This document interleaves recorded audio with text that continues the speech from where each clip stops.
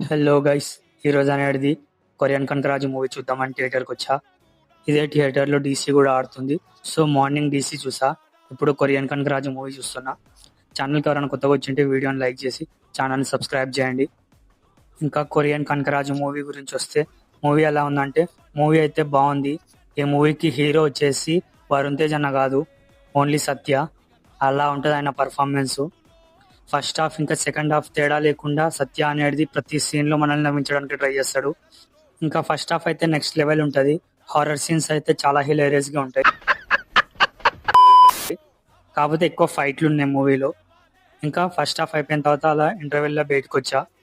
ఇంకా second half మొత్తం కొరియాలో సెటప్ అయి ఉంటది. మూవీలో సత్య పర్ఫార్మెన్స్ నెక్స్ట్ లెవెల్. ఇంకా వరుణ్ తేజ్ యాక్టింగ్ కూడా చాలా బాగుంటది.